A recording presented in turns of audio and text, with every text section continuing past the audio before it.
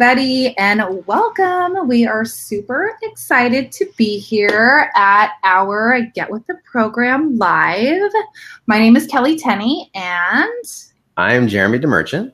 Yes, and we are super excited to be here because we have brought this live show on to basically be able to help all of you entrepreneurs really up-level and accelerate your business, grow your business, see more income using a system that Jeremy actually started, which is super amazing, called the Circles of Attraction. Let me share it with you. Let's see. You should be able, hopefully you can see. Yes. So the Circles of Attraction, and we are talking about the 5 E's. So the concept of the Circles of Attraction. Actually, Jeremy, can you see the screen? I know this is like where you started. So can you see it to talk through what the 5 E's are? I can't see what's showing, but I can talk through it anyway. Hold on, let me see. Here we go. There we go. All right. Let me make it bigger. Okay. There we go. Okay. Excellent. All right. So this is the Circles of Attraction, and the idea is to shift the focus when it comes to business. My core focus has always been sales, but I think something really, really important, and this is an addition that we made, Kelly, with you, is the core focus is no longer the sales conversation. It's about the execution of high quality deliverables, whether it's a program or a product, to make sure that you're getting your product into the right hands of the right type of client and giving them the result that you promise. So the Circles of Attraction go like this, and we go from the outside to the inside, and it's designed to look like a little bit like a target. But on the outside is exposure. And that the idea behind this is that you want to get in front of a brand new audience. How do you get exposed to someone who doesn't know who you are? The second one is experience. And so experience is really unique in that it allows your audience to experience you without you ever knowing. So these are things like blog posts and videos on Facebook Live, things like that, where people can comfortably stay in their comfort zone and experience you without you knowing. Right? There's no risk to them. And then the next stage as we move in is engagement. And this is where your client will actually put their hand up in one way or another. So whether it's a like on Facebook or a comment or a share, or maybe they opt into a lead magnet and they're saying, hey, I'm paying attention to you. And then finally, before we get to the exposure that we meant, or the execution that we mentioned, is the enrollment. So what's that sales conversation? What's that conversion point in the process where you're having a potential sales conversation that you can move them from being a prospect to a client? And then execution is being able to deliver on everything you promise. Yes. And that I think is, I think that's super important. And I think one of the things that a lot of people miss that I think is what's going to really help our audience and all of you out there is that execution component. I know that there's so many buzzwords that we see in the business space of being an entrepreneur, of the importance of, getting leads and building relationships and prospecting, right? And then actually having that conversion and being able to get sales. But, Jeremy and I have had a lot of conversations, about once you get them in, if you don't have that quality program that is really executed in a way that your clients, your audience can understand, then we really can't yield and bring them the results that we'd like to see. And so I'm super excited to have that added because I think that's one component that is going to help a lot of our viewers in terms of that missing piece of what we actually don't talk about very often in the entrepreneur space. So every week, what we're going to be bringing you is we're really going to be focused on bringing you one component of these Circles of Attraction. And today, Jeremy is going to give us some amazing advice on lead magnets And Jeremy, I know you mentioned earlier, but can you explain why the lead magnet actually falls under the the engagement part of the circles of attraction? Absolutely. So the engagement part, as I mentioned, that's the part where people put their hand up. And a lead magnet is specifically designed to get somebody to opt in to an email list or sign up for something. So they're actually giving you their name and their email in most cases, sometimes more information, sometimes less. But the purpose is so that you can continue the communication with them. And so that allows you as a business owner to know that they're paying attention. So that's why it falls into that section. Now, the content from a lead magnet actually can be used in different circles, in the circles of attraction. If it was content that was used without having to opt in, it technically could be experience. You know, they're experiencing you if they didn't have to go through that wall of an opt-in. And if it's shared just an open PDF, let's just say you share it on social media, then it could be exposure, right? Somebody in somebody else's news feed could see it. But specifically, we want to talk about it from the engagement perspective. Your client or prospect has opted in, and how do we make sure, one, we create a lead magnet that people want, and two, we make sure it does everything we need it to do in order to move your prospect closer to the state of being a client and then a raving fan. And I love this. And as far as I'm concerned, for all of you watching, and if you're here with us, because we cannot see who is actually on live because of the nuances of how Facebook and live video has changed, we would love for you to say hello. Let us know where you're watching from. If you're here watching a replay, let us know where you are. Thank you. We have people on who are sharing. Yeah, if you have other people who are entrepreneurs who are looking to grow their business and really accelerate their growth, make sure that you share this. Use this as a public service announcement. We're all in this together. But one of the things that, Jeremy, I really like is when we hear about things like lead magnets, I think so many business owners feel like that's how you, a lead magnet is like how you hook them in, if you will, like how, it's like this free thing that you give that like gets you leads and things like that. But I really love that you touch upon the engagement part, right? It's really the idea of engagement, like the first parts of touching and engaging with your ideal clients. It's more than just, we're going to give them something and reel them in. It's the beginning of that human connection and that relationship that all of us need to build in order to, bring in our clients and, see those conversions. So I just like how that's the engagement, I think, is a subtle shift in what a lot of people see in terms of what a lead magnet is there for. So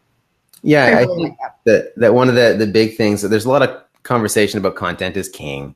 And a lot of that focus tends to be on blog posts and videos in general, which is really good, super important.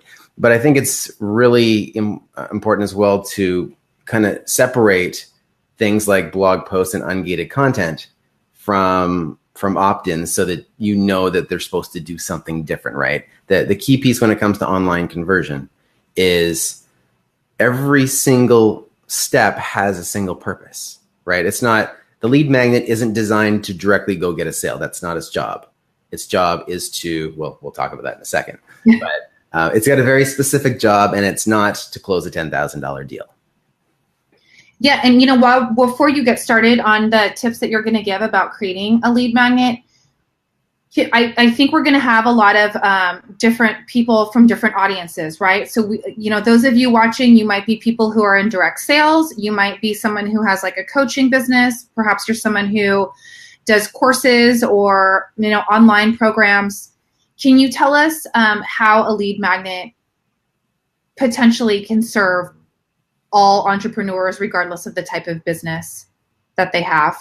Absolutely. And I think that lead magnets, they're seen as something that's just used by internet marketers, right? If you're not in the industry of coaching, that's what it feels like. And so people like financial services in that space, realtors, they don't think about it. They think it's something for another industry.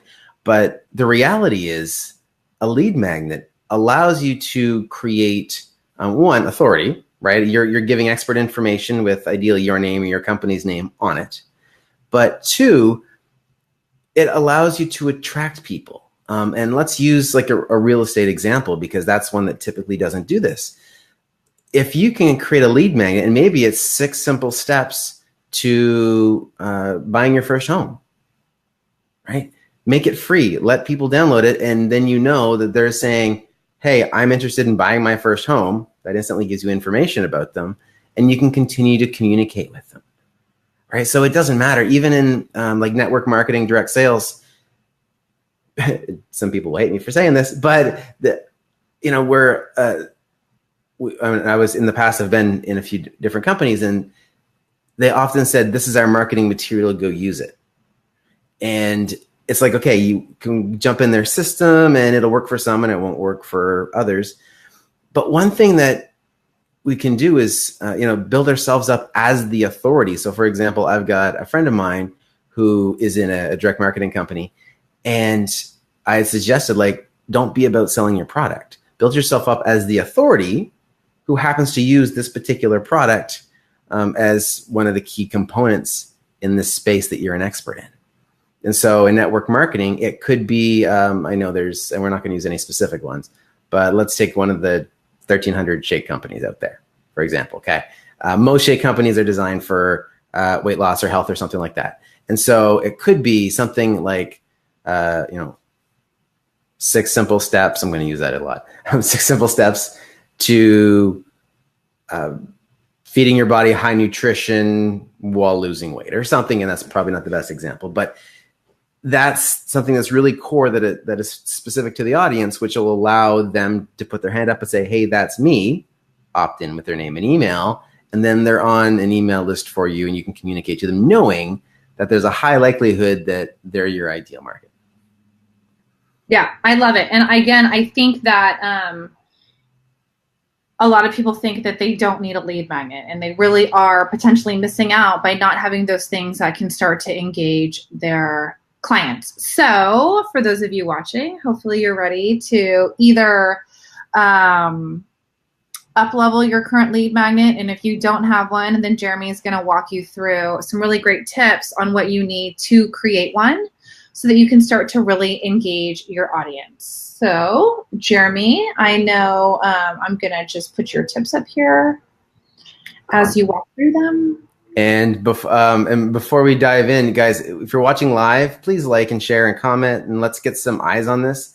The reason that we're doing this, I mean, obviously there's a selfish component. We want eyes on us, but also we want to give really highly valuable information, because there's a lot of this stuff that people are having a hard time with. And a lot of people aren't in the position to invest big chunks of money in programs if they're not totally sure what it's going to do for them, right? So we want to do this Get With The Program show to provide this source of information. So let's dive in. Okay, so number one, specific title. So when it comes to most things in business, like 90% of it is marketing. Okay, you've heard of stories of how it's not the best product that wins, it's the best marketing that wins. As much as I wish that wasn't the case, it is. And the same thing applies to lead magnets. So you could have an amazing encyclopedia quality resource that people could download, but if the title isn't great, people aren't going to download it. So there's three key pieces that I want to mention under the specific title. One, you want to use some type of number. People love what you call listicles. Okay, and so this is 6 simple steps or 5 whatever. It doesn't matter what the number is, although it's better to keep it below 10. And the idea is, if you throw 300 steps at somebody, 101 ways, that might be good at a different level. But if you're talking about steps or things that somebody needs to do to get a specific result, they want it to seem manageable, right? So the number has got to be low. I love 6 because it moves into the next point that I want to mention, which is alliteration. Alliteration just helps things be memorable. You've heard me say 6 simple steps probably 6 times already. Because it allows your audience to remember exactly what this title is, which means that your product or your resource stays in their mind. So the number, the alliteration, and it's got to feel easy. Don't try to avoid things like, well, I'm going to do a completely opposite one here for the example. 733 things you need to bring to climb Mount Everest. Okay. Way too many numbers. No one's going to do Mount Everest. I'll tell you that right now.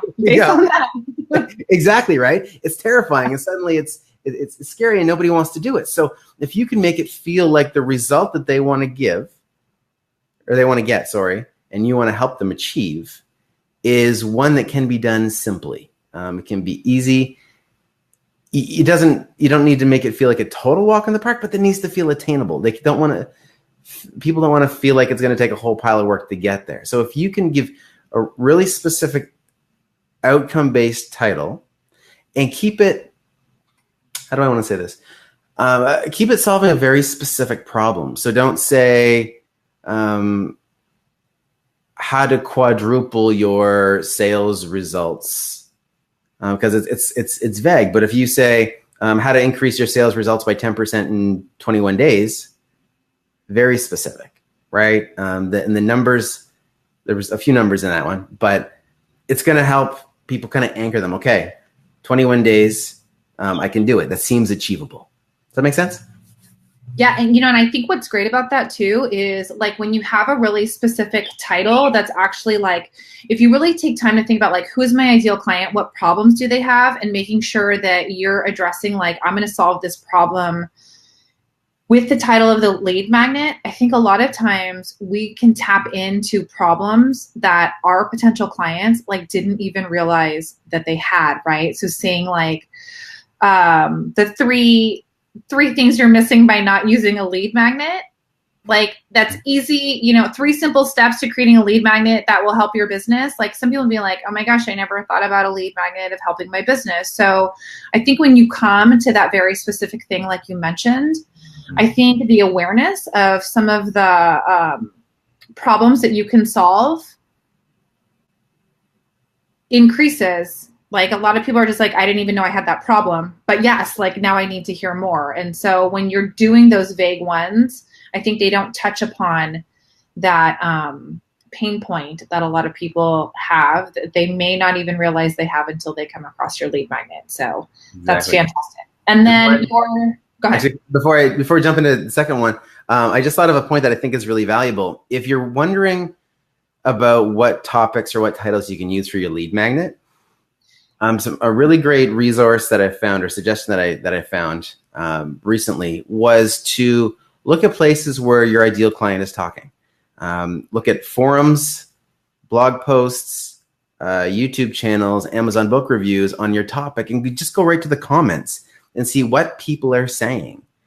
People will say they're frustrated with this particular thing, and that's a problem you can solve. You might not be able to solve the whole thing with a lead magnet, and we'll talk more about the what the actual look of it and feel of it should be. But that really, if you can focus on those specific titles and help move them at least one step closer in a way that they feel like they're getting a result. They're like, oh, I was here, now I'm here.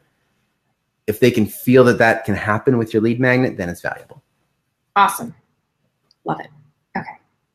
Right. Number two.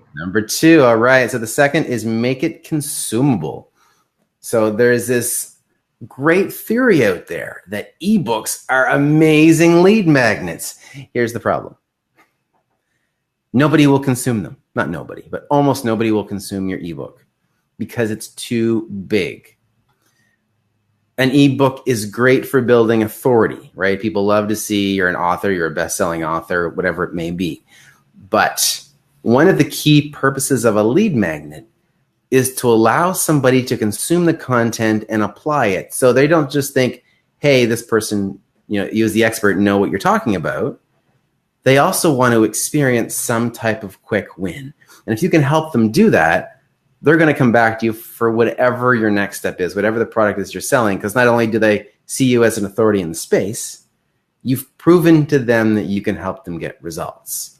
So I like to keep things really, really simple. My first lead magnet that I created, actually, and I think Kelly can share the screen. It was a one-pager, and it was called the 5 C's of Successful Sales Conversations. Are you able to bring that up? Yeah. Awesome. And just let me know when it is in case I can't see it. But it's very simple. It's brutally simple. It's a white page, black text, my logo in the corner, and it goes through 5 steps to create 5 and 6 figure sales conversations, or to close those conversations. And there we go. Okay, perfect. There it is. So the neat thing is, this is absolutely hideous from an aesthetic perspective. Okay. And I know we've got Paul on the line. Paul is one of my former clients, and now another. We work a lot together now. But he's one of the first people that used this in this form, and I know he had it up next to his computer's phone when he was making sales conversations, and used it step by step and closed $10,000 sales. So it's very functional, and that's the most important piece. He was able to use this and get the result. And at that point, anything else that came out of my mouth or came out of my mind was extremely high value to him. Now, is there anything else I want to say on the topic?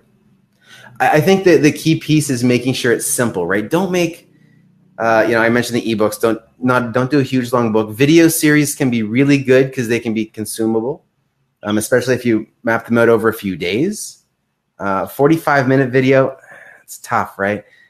Think about if somebody can use what you're creating in a very specific setting. So with this, it's, during sales conversations, put it up on the wall next to your phone or your computer.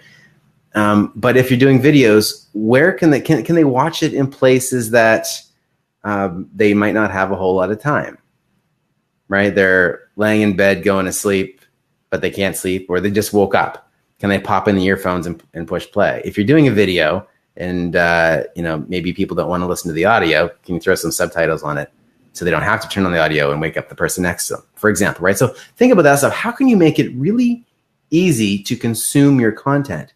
And this example, and actually I created this version, I think it was 2015. It's extremely consumable. It's simple. It's a one-pager, and it gets the job done. And I think we'll save the other example for the next point. Awesome. I like that consumable part. Like, I think that, there's some homework that has to be done in terms of running your business, and you have to know who your ideal clients are. And I think for the most part, for those of us that are whatever, business we're in, most of us are not serving people that have all day long to sit and read books, right? Because those are usually not the types of people that are investing in programs and other services and things like that. And so, I even think about like an email, like if an email is too long to read. And I think a great thing is to ask yourself, like when doing those lead magnets, like, would I read this? And if the answer is no, then it's probably too long for your ideal client also. And I can't tell you how many lead magnets I've downloaded or signed up for. And then when I actually saw the length, I was like, I don't have time to do this. I'll do it later. And chances are I didn't go back to it later. So I think this is a great tip, because you're right. People think that, I need an ebook.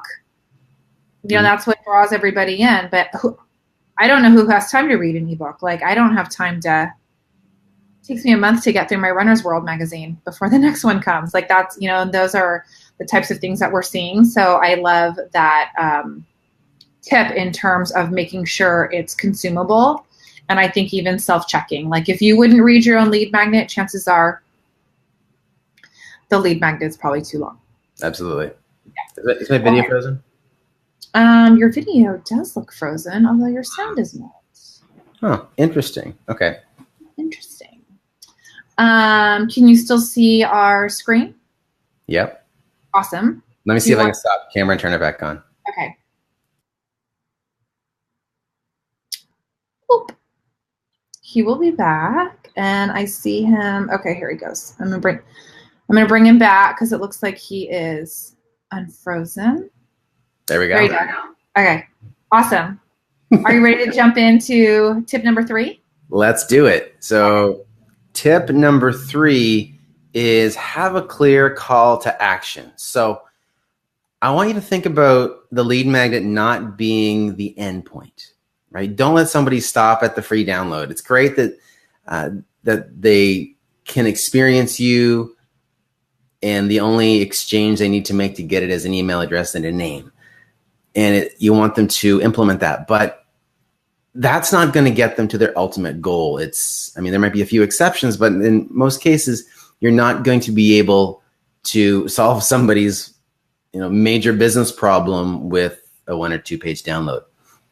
So think about what's the next logical step. And there's actually 2 ways you can do it. One, actually, you can use a thank you page after the lead magnet, which a lot of people will recognize the word tripwire. But in this case, I want to talk about what the call to action is you put specifically in your lead magnet. And so as an example, Kelly, do you want to show the more updated version of my 5 C's? Yes, I will do that. So guys, you saw the original version, the old one that was white and just ugly. This is the new version, which is much more aesthetically pleasing. However, to mention on point 2, it's actually a few pages.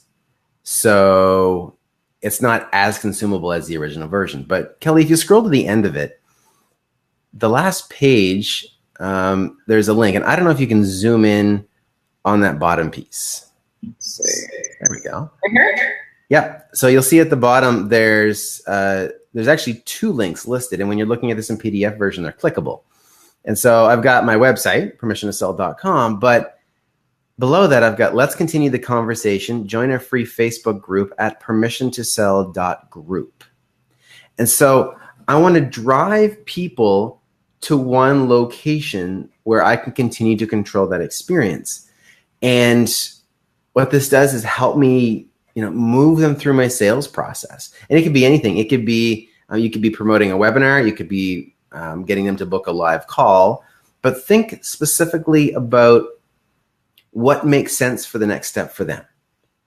Most people aren't going to download a lead magnet and instantly book a call because that feels like too much commitment to them, right? A call not only is between 15 and 60 minutes on a phone with somebody.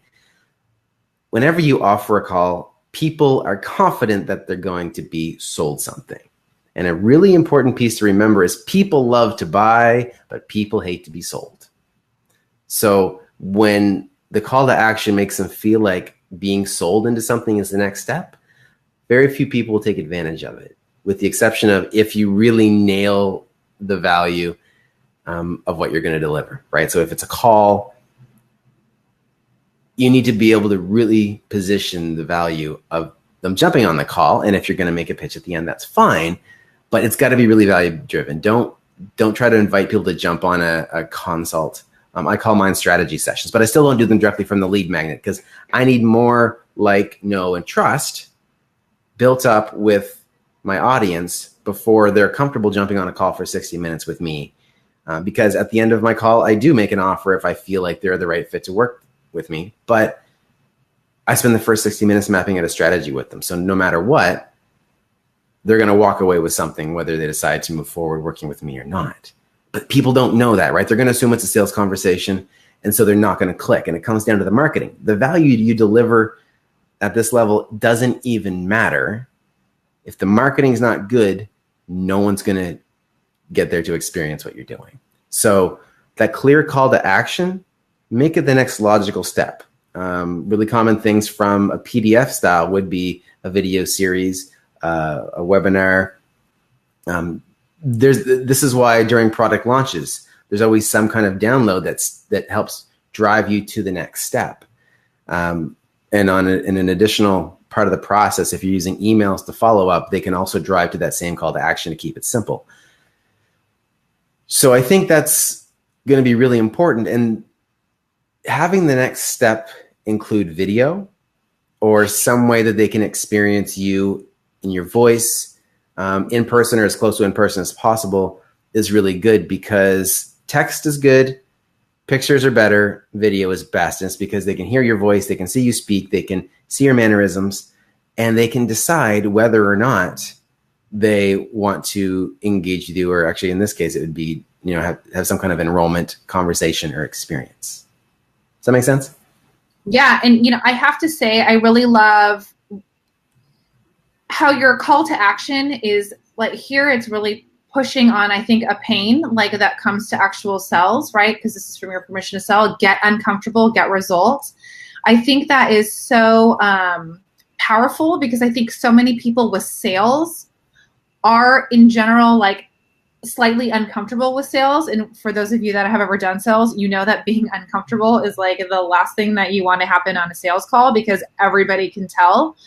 But your call to action, speaks to the pain of the fact that like if you are uncomfortable, like you cannot get results. As soon as you drop that, increase that comfort level, you're going to start to see the results. It's more than visit our website, right? Like, if I think about all of the call to actions that I have seen, like lead magnet after lead magnet, like you said, book a strategy session, follow us on Instagram, visit our website, check this out. Like, it's really, the call to action is something that's more of just like, it's not, as you mentioned, helping people move through the process and actually move to the next level of value that they can receive. It's really, many people's call to action goes almost right back to that salesy.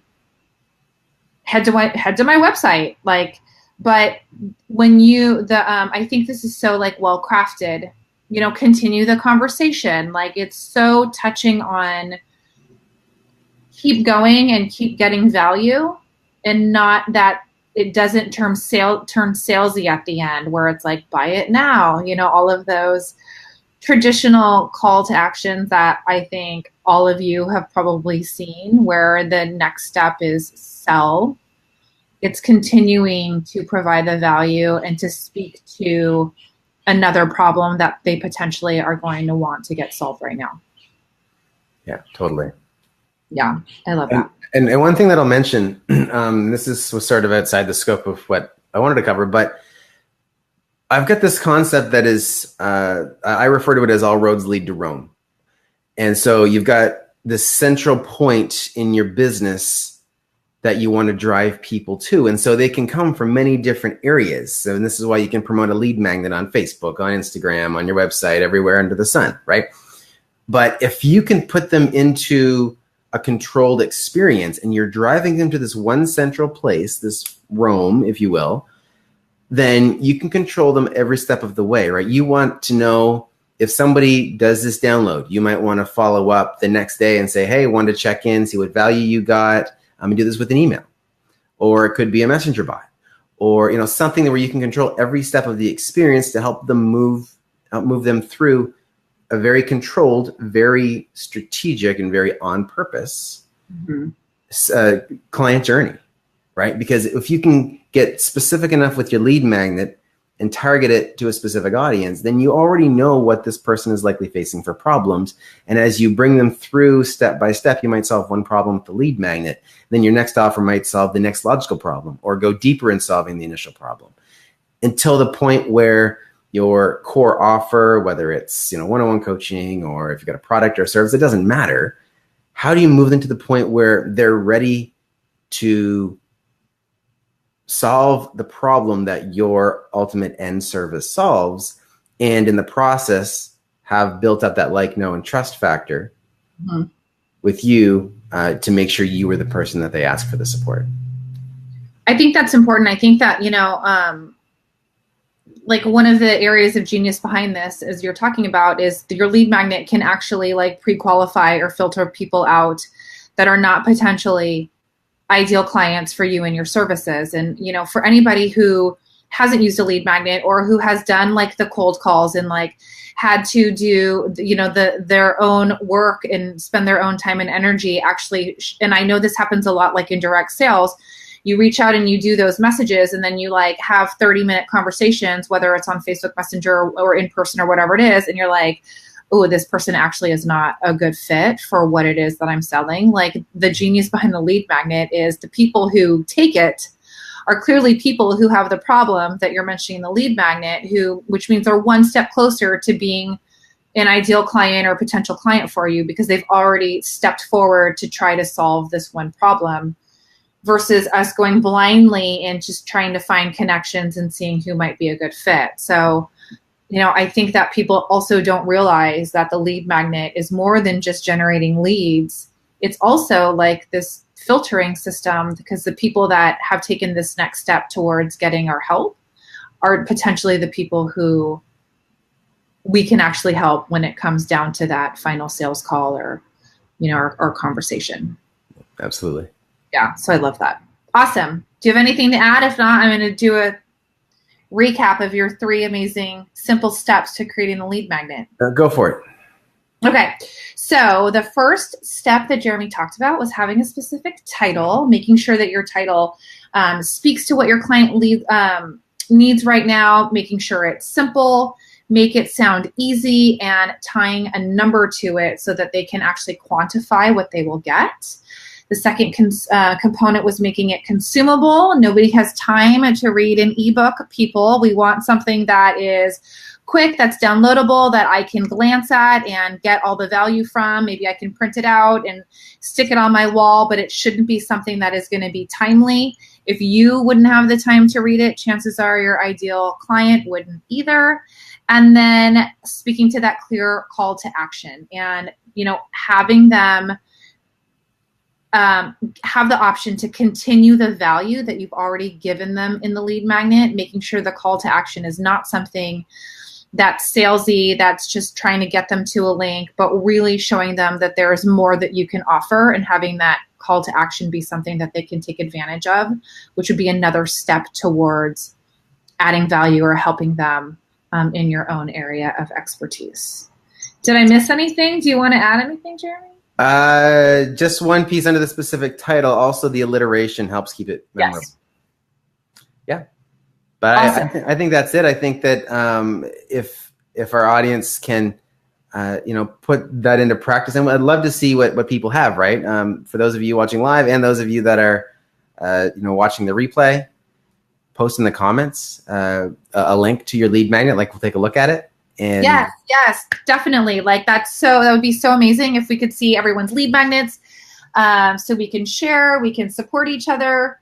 If you don't have a lead magnet, give it a shot based on these 3 simple steps, and share it with us, because you 100% are missing out if you don't have a lead magnet that you can offer, not only for the engagement and the circles of attraction that we started with, but also, like we just mentioned, being able to, start to filter who your ideal clients are so that you're letting the lead magnet work for you in more areas than one.